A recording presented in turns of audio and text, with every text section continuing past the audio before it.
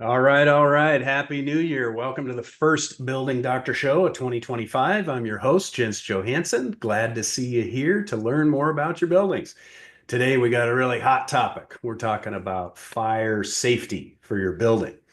So, thanks for all the listeners on our podcast channels and live on YouTube. But we want to encourage everybody to register for the Building Doctor Show because it allows you to answer or allows you to submit questions and have them answered live right here. So, you can put your questions and comments into the chat box below or on Zoom or on YouTube, and we'll get those answered for you. So, your questions are really important because they help drive and steer the show, and they're really useful for everybody. So everybody's been in that group or somebody asked that question that has helped you. You didn't think of it, but think of it as we think of it as a community, and we're all learning from each other. And so our producer Carolyn will be monitoring the chat, and we'll go through the Q&A panel at the end of the show. And of course, we also have some raffle giveaways at the end. So stick around for that stuff to win some cool J2 stuff and usually some candy and things like that. We'll have a picture of that later.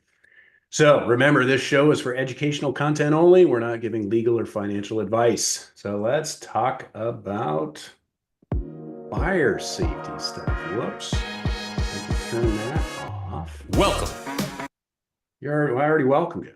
There you go. Okay. So today we're going to talk about tips on building maintenance and repairs to prevent or minimize fire damage. With the recent LA wildfires making headlines and 2023's Lahaina fires in Maui, we have some good case studies, and we're going to show you some of these houses that survived when the rest of the neighborhood burned down. But we're not really talking about wildfire safety. We're talking about fire in general. And so we can, it's good to take some action and reflect on how we can prevent fires in our communities. And this is actually how fire codes get developed. We as humans need to learn something 3 or 4 times before building codes get developed. Remember the Chicago fire? Chicago had to burn down 2 or 3 times, Mrs. O'Leary's cow and things like that. Then San Francisco had to burn down a couple times before we got our first step of our first basis of good fire codes in the building codes. So expect codes to change from these wildfires that have been going on these past few years. And so along with code changes comes more expensive, usually building components and products. And so just kind of be aware of that. If you're considering, hey, in a couple of years, I need to do a new roof, I should really start thinking about let's make a more robust fire resistant roof or siding, or how can I prepare that stuff. So we're gonna talk about what we've learned around these wildfires, but there's also going to be some action items in doing this research for this show. We found some good fire safety checklists, and kind of the biggest takeaway I learned was it's not necessarily your roof or your walls. We all knew those needed, fire ratings and fire rated assemblies, but the concept of landscaping or defensible space, they call it, things like fences, whether they're stone or wood. Think about it. A cedar wood fence on a dry, hot day is just nothing but kindling. And but it's also interesting to understand how the fire works and travels through your building, either through heat or airflow. And so we'll cover some of that stuff. So, and of course, put your questions in the Q&A panel.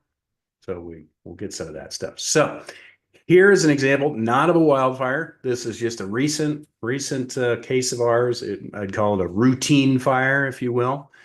And so I just wanted to show you kind of how the fire travels. And so here's a fence between the two properties. The properties are close, but kind of city setbacks of 5 foot from the property line on each side. So we got about 10 feet between buildings.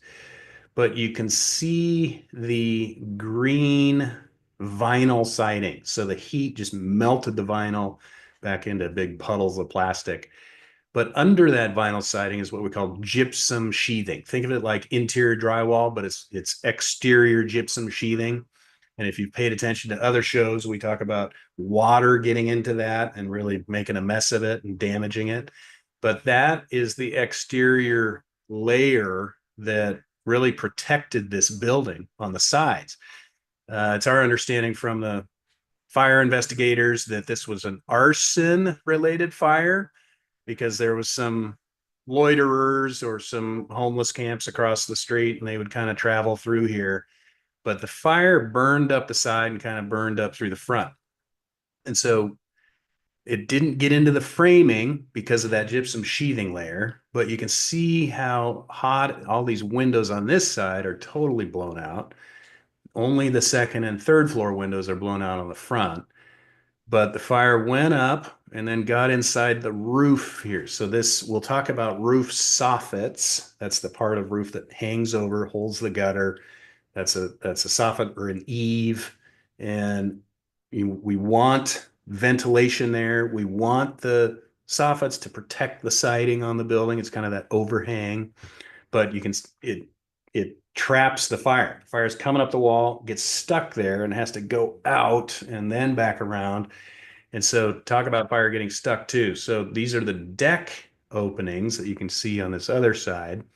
So the fire whipped up in there, kind of got caught, and then burned all the way through because I don't think looks like they had just like cedar boards or some kind of tongue and groove. Wood, of course, caught on fire, burned right through the system. So this whole area was just hollowed out because the fire went right through it. And you can see how again it hits the roof, had to lick back, kind of go in, and we have a lot of heat at this top part of the roof assembly. And so these windows are broken out. Second story windows are busted out. Then one more thing, the fire gets into the roof assembly. So we found that these guys had a party wall or a fire separation wall up in their attic to keep. So if the fire gets into here, it hits that wall and it doesn't get to the other half of the building. And so these units were damaged. These units were smoked, but they weren't burned. And so it's just kind of an interesting how I wanted to show how the fire travels. If you look at this photo, this is from the other angle. You can see the siding burned off on this building, but it didn't catch on fire. It definitely had some fire damage and the siding burned off, but it not as bad of damage here. So gypsum sheathing, soffits, and deck alcoves were catching the fire and kind of got trapped in there. And then we think, or the pending investigation, but it sounds like it was intentionally set, either from arsonists. So maybe there was something there, piles of garbage, dumpsters, things like that, or just general junk. I don't know, but something got this fire going and kind of torched up there. So we're gonna talk about that. So let's jump into stuff. So burnable things. So the concept of dry landscaping and debris. And so here's this top photo is a good photo of just all these dry maple leaves. At certain times of the year, all the leaves fall. Again, in that fall era, all your gutters are full of, after a good windstorm, dry branches, pine needles, just all sorts of things. This is nothing but tinder. It just can catch right on fire. So making sure we're cleaning out the dead bushes. So this dead bush is right next to a bunch of cedar trim. So if that bush catches on fire, or this landscaping and dry leaves, bark, cedar bark, again, think about mulches, think about dirt or rockery, things like that. And so just paying attention to your landscaping and what can burn around it. Now, this other photo is a whole bunch of debris and boxes and stuff, but it's out against a commercial building. Maybe this is a residential building, I don't know, but these piles are just nothing but arson attraction. And so overflowing dumpsters, etc. So we go to the next page. lots of commercial buildings and mixed use buildings have these. So if your community is maybe has restaurants on the first floor that are just taking deliveries and they got lots of boxes, maybe there's coffee shops or, whatever.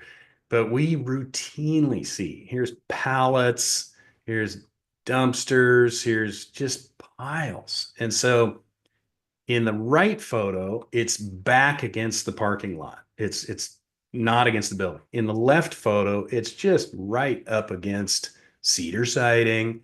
So somebody that wants to cause problems can just flick a match on that debris pile. So why we're putting this stuff in here is we see it so common. So take a walk around, look around your building. Yeah, we get it. The cardboard recycler is there, but it's great. But the bales of recycled wrapped cardboard, they don't need to sit there. They need to be away from the building. So just again, from an arsonist perspective, if I want to cause problems, that's where I'd start. Okay, this is something put out by the Los Angeles County Fire Department, and it's a good uh, description of your house, and it's called hardening your house for fire season. And so it talks about, again, gutters, cleaning your gutters, getting rid of that leaves and pine needles and branches and things like that. Roof vents, those are those soffit vents again. Sometimes it's bird blocking, the holes that you see up there. Sometimes it's strip venting with an enclosed soffit, and we'll talk about that a little bit later. But they're saying make sure you have 1/8 inch mesh covering those or using some kind of baffles to block any embers that are blowing or fire that's licking up the side of the house and has to kind of go around it. I'll get into better pictures later. So then the windows, your single pane windows, switch to double pane. And if you're up against buildings where they're close proximity or they're close to a egress path, they need to be tempered. So the building code already has these things in it, but think about it.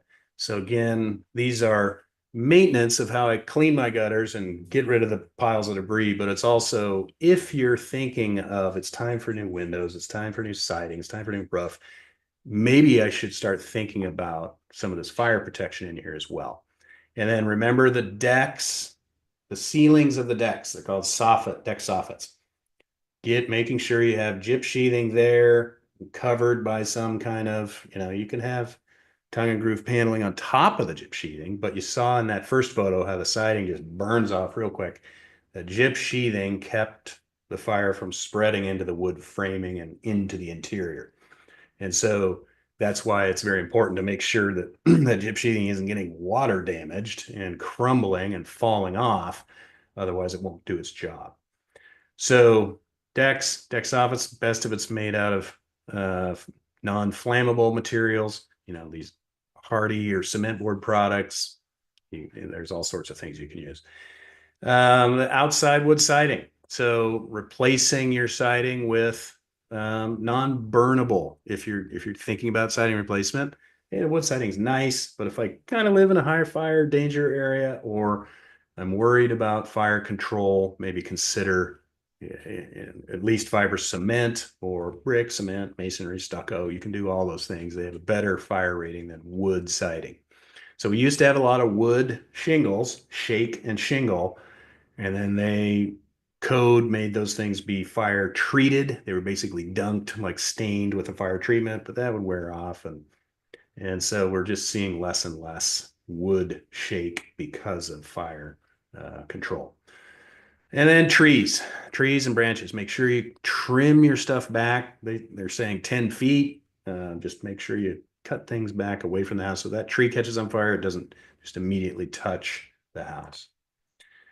All right, the concept of creating space. And so I've got a couple slides around here, but uh, in the fire safety thing, they call it defensible space. So I can defend these various zones easier by cleaning vegetation and pruning things back. And so you'll see the first zone is just, nothing. The second zone, maybe there's an occasional shrub or occasional tree. Third zone, 100 feet out, maybe a few more trees, but just lots less tree. And then after 100 feet, that's where you can get into your brush and forest and things like that. Now, I get it. All of us have property lines and we can't control, the Forest Service land or the state land, and we'll see some of those slides from the Maui fire. But we'll show that to you. But just understand, how is my defensible space, and creating that space so the fire can't come up right up against my building. There's some space there that keeps the fire away. So the same kind of thinking goes for sheds, outbuildings with gas cans and lawnmowers, firewood piles. So we've all seen houses with the firewood piles stacked up against the back door because I don't want to go outside to get a new piece of firewood to put on the fire. But now I've just got a whole pile again of wood that's just going to catch on fire. So similar slide on defensible space, just another way to kind of think about it. Mown lawn, transitioning away to starting to get to trees, and then lots of trees. So that's another graphic. Maybe it's easier to understand that. Okay, now we'll get into some case studies. We've got 3 or 4 of them on Hawaii, and then three of them on the LA fires. So here's the before, and here's the after. So this is the one standing house, and I'm showing you different houses. But you can see they have this big farmland or some kind of just brush back in here. Now, granted, that's not their property, but you can see kind of a road, maybe a few trees here. But what they've done and what experts say saved them is they had just a lot of defensible space, they call it. Just a lot of space, backyard, just open, as opposed to all these trees and shrubs and outbuildings and more buildings and things like that. You can see every place around them burned down. And even this farmland burned, and maybe that was where the fire came from, went into the neighborhood. So brush and space. So control what you can control. We can't go onto somebody else's property and trim things down, but you could talk to your neighbor and kind of come to an agreement. Burnable things, fences, decks, sheds. And there's another one, that the difference in fence. So a wood fence, again, the cedar fence, just a bunch of kindling. A stone fence or a block fence or a concrete wall, actually a barrier. Then roof types, so metal did better than asphalt. But you can see these red roofs here, good metal roofs, but they were toasted. The rest of the structure caught on fire. And so kind of yard relatively free from vegetation. And the article didn't say if the house was built out of fire-resistant material. So another example, and the big thing that saved this house was a concrete fence versus a wood fence. And you can see, so that's the concrete fence. The white outline is what we're trying to show you, but that dark outline is the concrete fence. You can see the fire came up to it, stopped, and didn't burn through it. But again, lots of good open space, not a lot of brush, a driveway on both sides. And again, it's the only house standing in this big area that really got burned. So let's see, third house in Maui. This one I'll get into a little bit later, but it's kind of a dramatic picture of it. Everything again around it had burned. Even similar kind of roof types, looks like metal roofs. Similar roof types. These houses didn't survive, but I'll talk more about that one a little bit later. Another house again in Maui. Now this one was built out of fire-resistant building materials.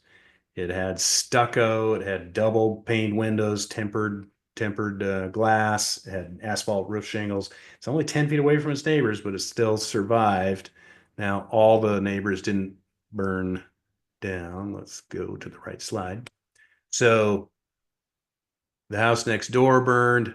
This one and this one lasted. I don't know if they were all built out of similar materials. Looks like, again, that fence or sport court kind of played a part. Houses across the street were gone. So, okay, we're back to Maui. They call it the Miracle House. You can Google it. It's a 100-year-old wooden house, but it was really unscathed. and the reasons. So the article said the couples trimmed the trees back that leaned against the house. They laid river rock or river stone as a part of some of their landscaping. You can see some of it around here, around there, just to really cut back on the grass.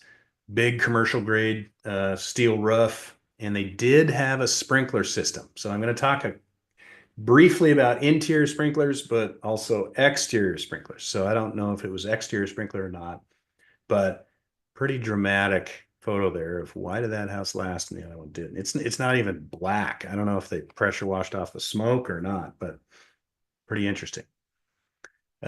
Same house, different angle. Here's those reasons. Here's the house for sale before. Here it is after. Okay, let's get into LA. So here is the one standing house, and it's actually, this is coming from an architect posted on X by Chase and Greg. So he's emphasizing the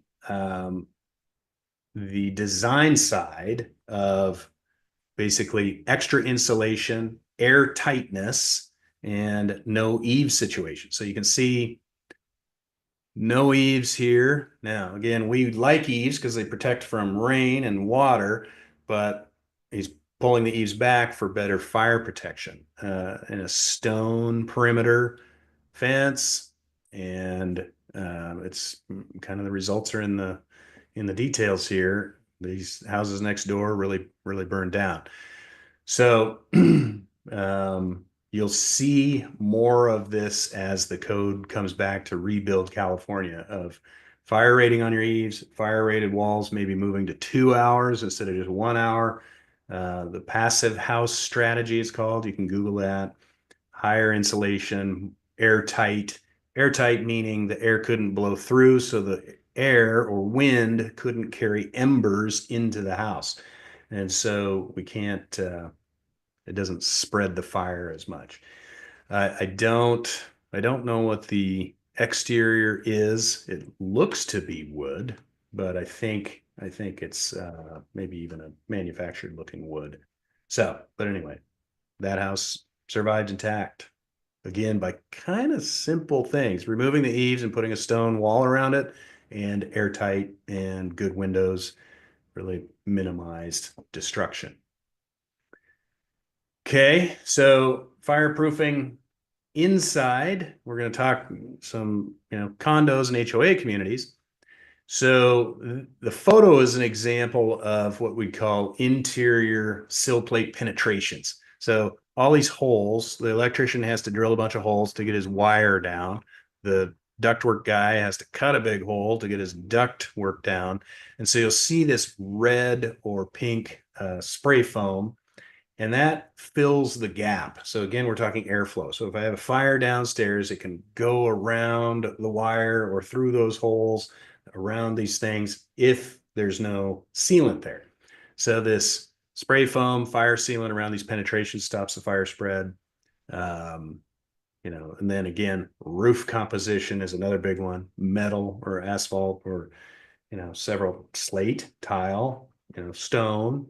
So lots of things you can use to reduce fire from basic design things and basic construction things.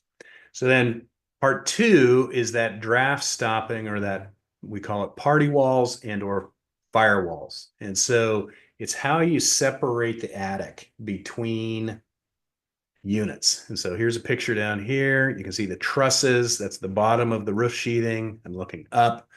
So here's this party wall, and it's drywalled off and at least fire taped. That's that first layer of tape and mud. It doesn't have to be finished because we're not painting it, but it stops the fire. So if I remember on that first picture, I had fire coming up the outside, getting in through the eaves, really causing havoc in here, but not getting over to the other side and causing more damage. So I would say half the attics we go into have firewalls, and another half of those aren't done right. They aren't taped. There's big holes in them. So it's really important to check that. And then from a previous episode, good firewalls prevent froggers, Phrogger, from kind of going in between units. So we did another video on that, and we'd see an unscrupulous person here go up into their attic access and then walk over and find their neighbor's attic access and drop down in and steal their things and do what they wanted to do in there and then sneak away. And so if you got a good wall there, you keep that from happening. So good for fire spread and Frogger control. Okay, so fireproofing again. Here's our gyp sheathing, or what's left of it. And so this is an example of water intrusion really getting in behind the WRB and flashings and siding and really causing damage. So we can see the gyp sheathing crumbling and flaking away and just missing here and here. It's just washed away. And so now I've got nice, soft, punky wood that really lights on fire and burns really well, saying it's not soaking wet.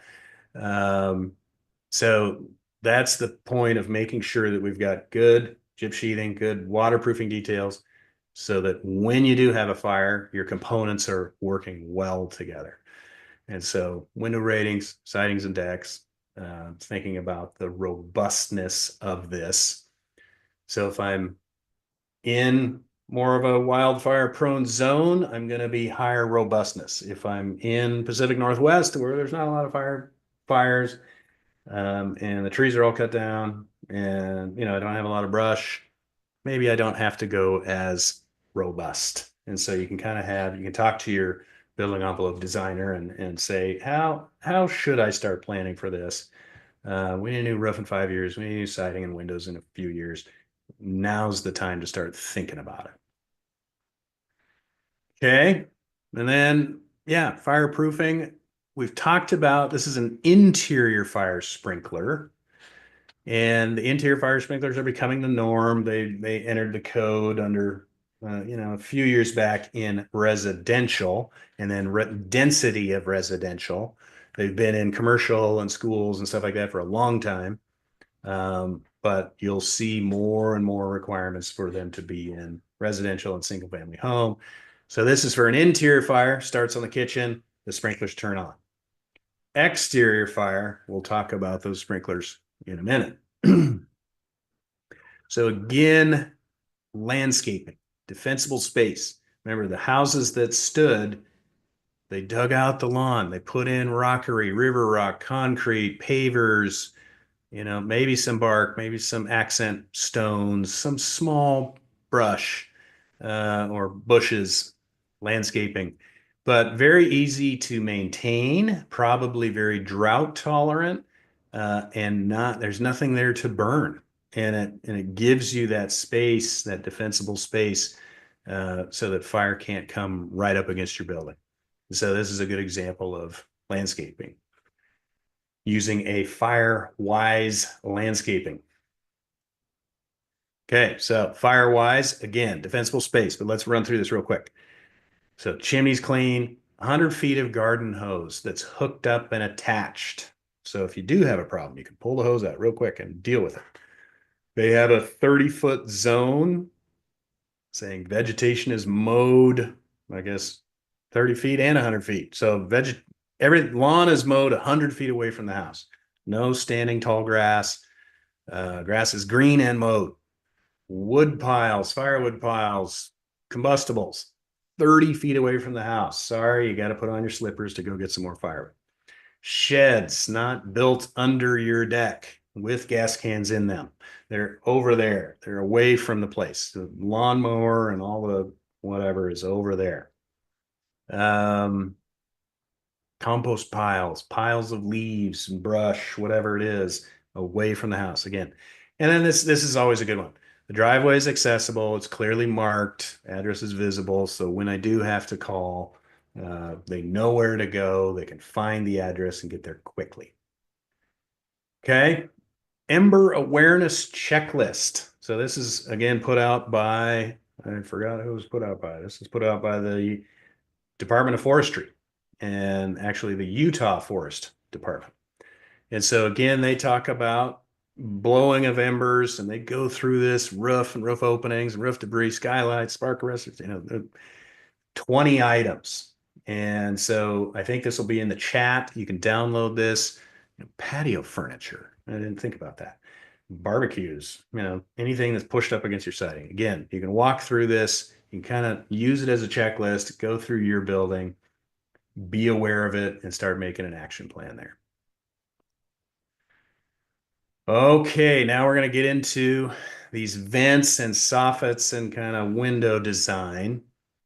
And so let's see, I'll go ahead a slide. So this is our soffit. And you can see a couple of vents here. They're vents with metal. Now I'll show you another design that has the vent coming through where the gutter is. Let me jump slides around on you just a little bit. So here's another intake vent going right under the gutter. So if I'm the fire, I'm coming up and I hit this soffit that's enclosed and non-combustible. I'm the fire and I have to bend around it and go out. If I'm an exposed or an open vent and I have some eave bird blocking or whatever you want to call it, I'm the fire, I go up and I kind of get caught in there and I go that way up into your roof system and I go that way and it burns the edge of the roof off. Remember that first photo we showed you? The edge of that building's roof was burned off because the fire kind of got up in there, got stuck. And so this is an interesting vent location. We don't see it a lot, but it makes sense for what they're trying to do. But here's an enclosed soffit. Here's how the fire kind of comes up there. It hits this mesh screen. It doesn't go right through the mesh. It's kind of a multi-layered integrated mesh that keeps the fire from licking and keeps the embers from getting blown in there. And so there's that. So we're going back to, and then kind of my bottom bullet there. If you don't want to deal with soffits and vents and all that stuff, just do a ventless roof system. It's called a warm roof or a cold roof. So you can Google either one of those two designs, but with the warm roof, I get rid of my vents. I don't have any airflow. I have insulation installed differently. It's against the bottom of the roof sheeting, or the insulation's on top of the roof sheeting under the roofing. So I've just totally taken the attic and the need to ventilate. I've just taken that away. So no fire can get in there because there's no vents. So it's warm roof design with exterior insulation. You can Google that and see what we're talking about if you don't want to mess around with that. Or if you're considering a roof replacement, let's just stop messing with these vents in the attic and all that stuff. Let's just make a warm roof out of it. Okay, so we can't use fiberglass or plastic vents. They melt. There's some different kind of vents out there. So we talked about this. Now, here's the vents that they're talking about. This is just go to Google and say soffit vents fire resistant. And you can find all sorts of vendors with here, and here's their different styles of vents, and they are expensive. So it's more expensive, but you're getting a fire rated vent system that is it keeps the fire out for an extended period of time. But you can see it's kind of a high-tech vent, and fire itself can't wick through it, and embers get blocked and they stay out. And so that's something you can look into. Okay, my favorite way, and maybe it's just the super soaker, and I'm reminded of those big pump up squirt guns, and you just go blast your siblings and friends. So this is kind of a game changer. And so think of it as an exterior sprinkler system that wets down the whole house as well as the surrounding landscaping. And so there's two types. There's a permanent type that you build into your house. And I'd really think about that if you had a cabin in the woods or a lodge or some vacation home that you weren't always there at.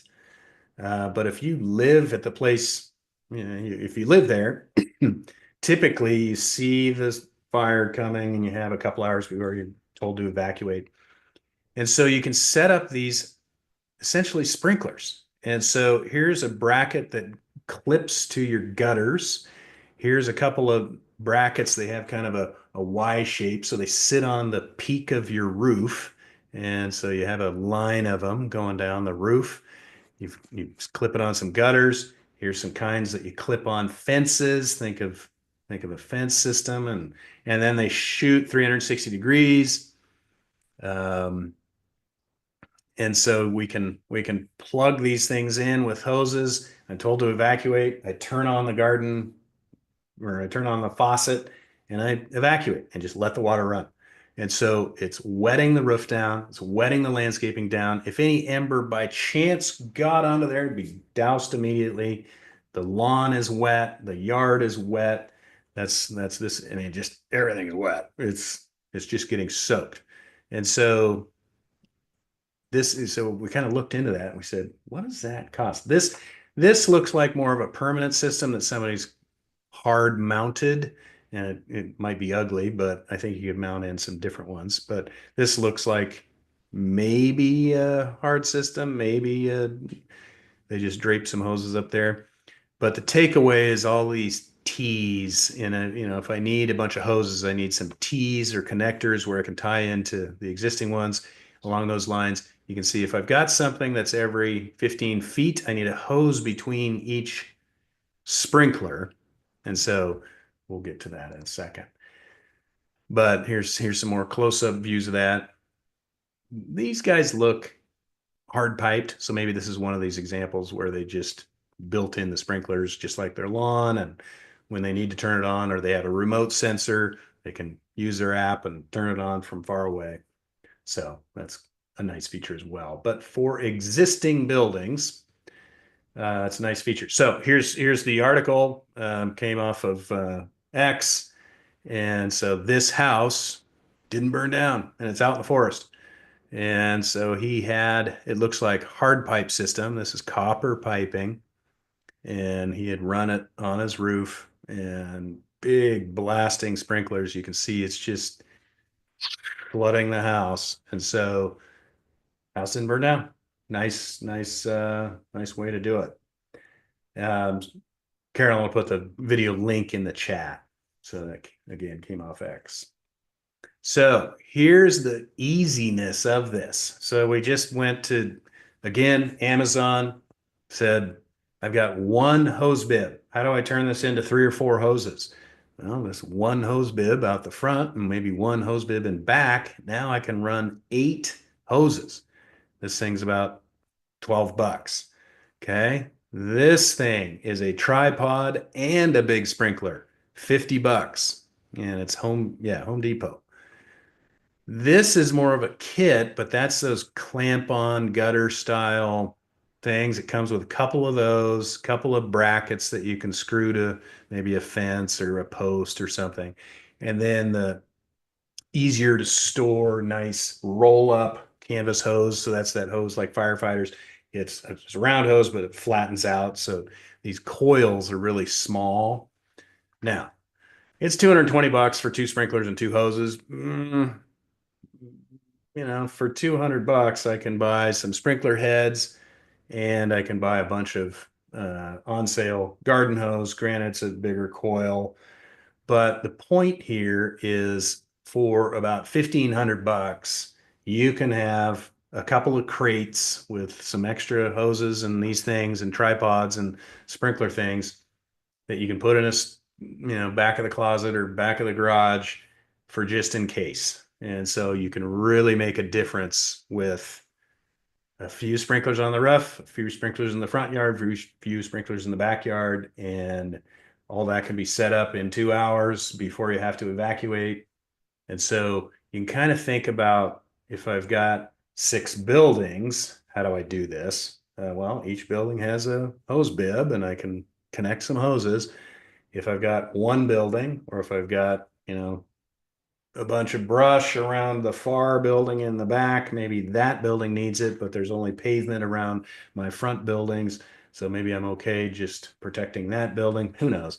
But these are things you can start kind of thinking through. And I think for one building, $1,500, you'll be way ahead to have, a few of these remote sprinkler stations just to blast it away. Okay, so number one, having these products on hand. Number two, for a total net value of $1,500, you can be protected.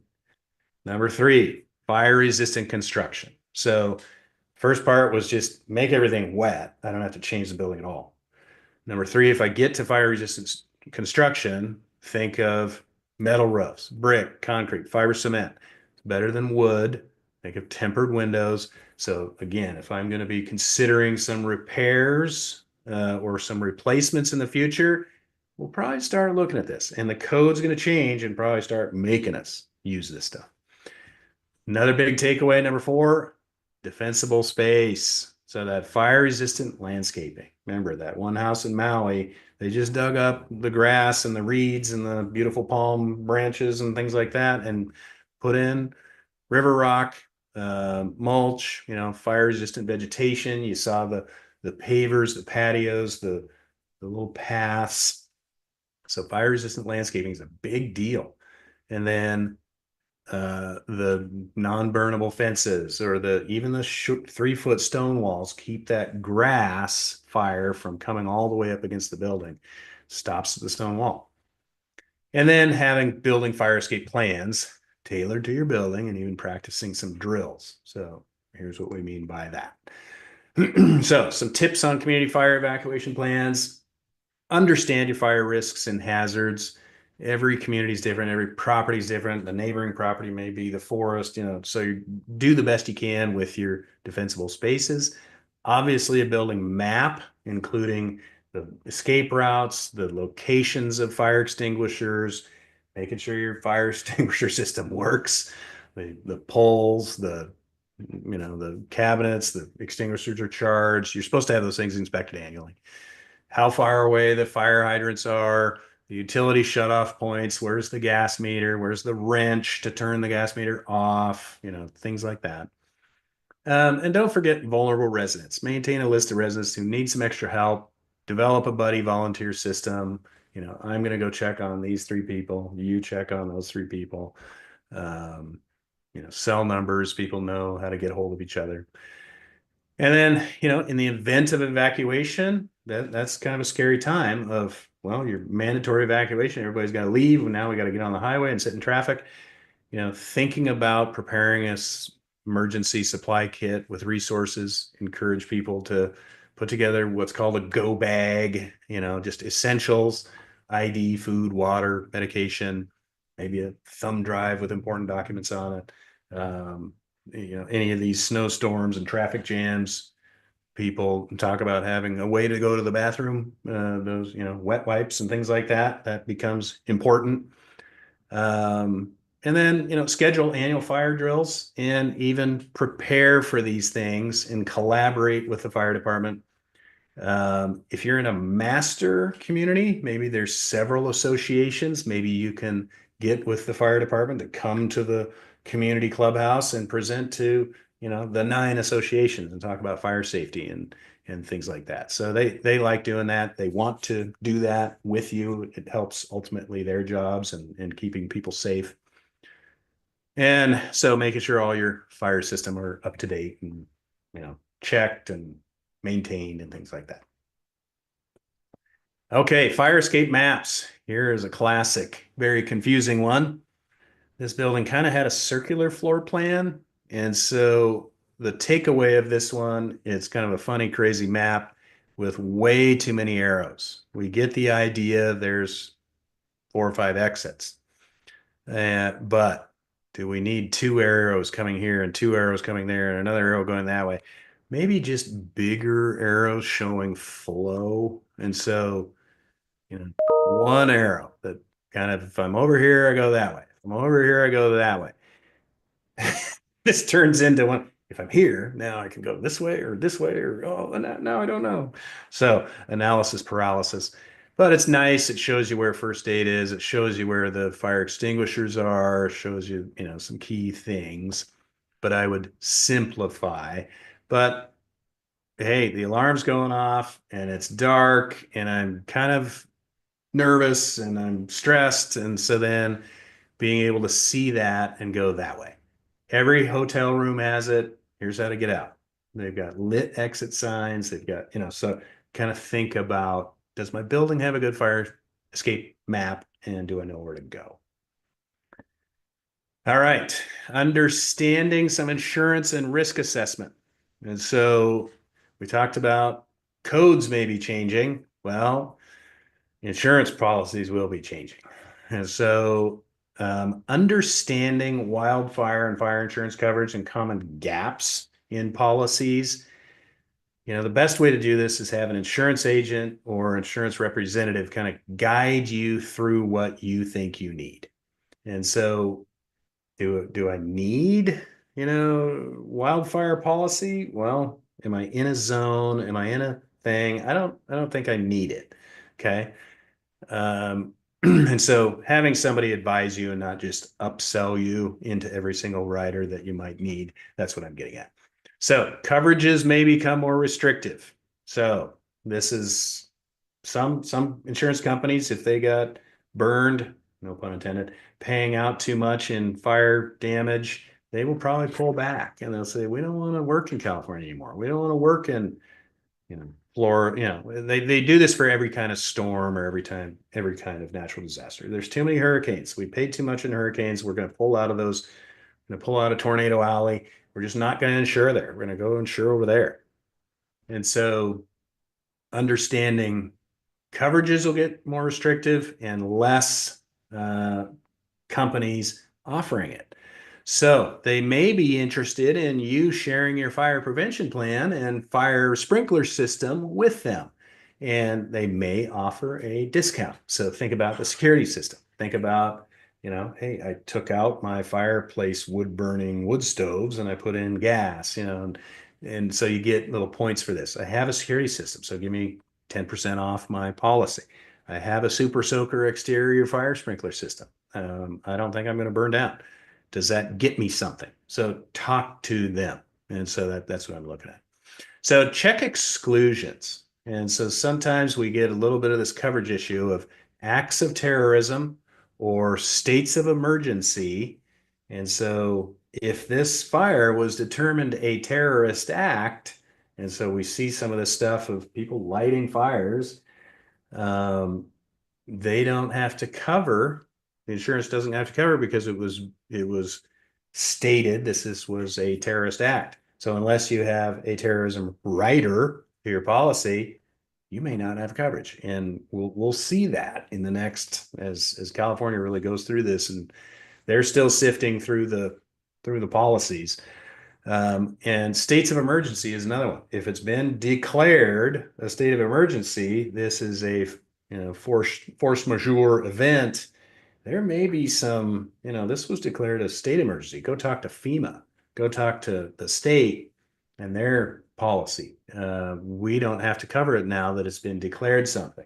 So you might want to look into those coverages and see what happens. And so anyway, understanding that, it's all that much more important to have your agent or a good insurance consultant take you through this and say, I've looked at your property, I know where you're at, I know what your concerns are, here's the coverage I would choose, and here's the policy I'd pick. So there's those types of people out there. And then tips, always documenting your property. Every phone has a camera and a video. So remember, the houses were just leveled. There was nothing left. There was a pile of ashes. So instead of trying to dig through, family pictures where we're out front taking pictures to demonstrate that I really had a house that was 2 stories and it had windows here and here and here, and it had a deck and it had a hot tub, all that's just ash. And so maybe creating some photos coverage once a year, saying, hey, and saving it in a separate folder. Here's the insurance coverage file photos. Taking a video, I'm walking around. I had this type of deck, this type of stuff on the deck. I want these contents replaced.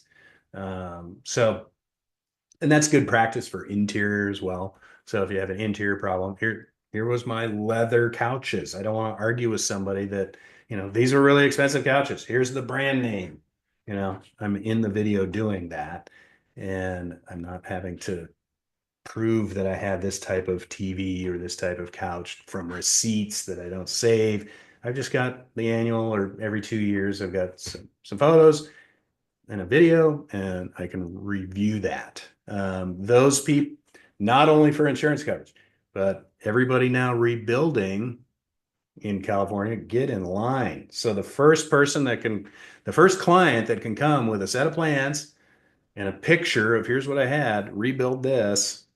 Okay, great. You're ready to go. Let's go. I can reconstruct that. Now we can take pictures and send them in for AI rendering and get floor plans and elevations and things like that kind of digitally built.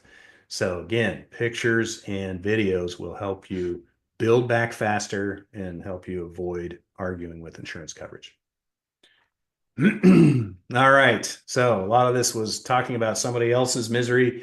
So if you want to donate to the California Wildfire Fund, here's a couple of links. This is the LA Fire Department Foundation. It's kind of a wildlife emergency fund. And then the LA Regional Food Bank. Both of these are stressed. The links are in the thing. Fires are always tragic. And if you want to help those affected, here's a couple of links for donations. Okay, are you Firewise with your building? So here's the link. You can QR code for those of you who don't like to type. If you like to type, it's learn.j2consultants.com/consultant-on-call. So set up a free 15-minute call with me and get some specific advice about your building. All right, we can get into the Q&A section. So make sure you type in those things to the Q&A, and let's get into these questions. So the first few questions we have are those sent to us between the shows. So you can turn these in anytime, and then we get notified later as somebody watches the YouTube video, and you can type those things in your comments, and we get notified about it. So, okay, how often should we revisit and update our community's fire evacuation plan to stay compliant and prepared? So if you have a plan and the building hasn't changed, I mean, once it's in place, it's just an annual reminder to make sure it's still relevant, or if there's any changes that need to be made, or if the equipment's up to date and maintained. And, most buildings have the fire department comes in and inspects, excuse me. And so we can see it's been inspected, we can see it's up to date and it's maintained and things like that. So talking about this or reminding or making this top of mind, that's the best practice for a safety plan. Saying we have a plan, it's posted on the wall, it's right here, so letting everybody know we have a plan in place, use the fire extinguishers, in the event of a fire, do X, Y, and Z. So that's notifying, that's talking about it, that's doing that stuff. And so maybe checking it, part of your annual board meeting review in January is to say, where is that plan? Does it need to be updated? Is it correct? Yes, yes, yes, yes. Okay, great. So we're good. Put it in a reminder, put it in 2 newsletter reminders in January or December. Hey, now that Christmas decorations are up, there's lots of extra tinsel and paper. Make sure you refer to our fire protection plan. Now it's May, June, barbecue season. Make sure you refer to our fire protection plan. So that's a good way to do that. Once it's created, it's all done. And it doesn't take that long to create. So good question. How often should we schedule professional inspections for our community to ensure fire readiness? Every 1 or 2 years. Once you do it the first time, that concept of defensible space, the concept of sheds and firewood piles and cardboard boxes around the recycling bin, all those things are going to be known. And so then it's do it once, and then you kind of have a list that falls into your maintenance department, and you can pull out that list and read it and go, yep, okay, great. I don't need a professional to come tell me to cut back the dead brush because I know I need to. So that's how often should we schedule it? Do it once, and then every 2-3 years. Okay, what are the best fire-resistant materials to recommend for upcoming roof or siding repairs in a wildfire-prone area? So, high robust, wildfire-prone. I would be working on defensible space as much as possible. So remember, again, what I learned here is it's not just roofing materials and whatever, but keep the fire away to begin with. And so as much kind of clearing, but making it not just look like a scraped site, but landscape it, clear it, defensible space. Trees are a ways away. But if I'm looking at materials, roofs, I'm going to be metal or tile, maybe a thick asphalt that has a heavy duty asphalt rating, and then maybe a membrane, a PVC membrane with insulation on top because the insulation doesn't burn. So my roof will get punctured with embers, but so I'll need a new roof, but it won't burn my house down. So again, metal, tile are real good fire resistant roofs. On the walls, I'm thinking, again, high robust. I'm going to talk about stone, brick, stucco, then next level down, cement board, and then kind of figuring out, yeah, again, robust level. So metal, brick, metal CMU block, and then stucco parge coat on top of that. Kind of that Adobe Southwestern look. But there's lots of other materials that are coming out that don't burn. They may melt, but they don't light your house on fire. So that's another thing to think about too. Like I talked about on the roof may not burn, but it'll be totally full of holes and need to be replaced. Okay, so I don't want to have to replace it after every fire season. I want it to last 30 years. So that's where metal cladding. Metal cladding is a good one. So if you want a big metal box, that's a good one. Not going to burn. But for making it cool looking, the stucco, the stone, the brick, those are all really robust materials. Okay, now we're getting into live questions. So I'm going to go up to my thing there, and I'm going to look in Q&A. I've got one question. Okay, come on, people. We got to put more questions in here. Okay, Froggers. We're back to Froggers. You can Google Phroggers. We think we put out really good technical, nerdy building envelope stuff to make you learn more about your building or help you learn more about your building.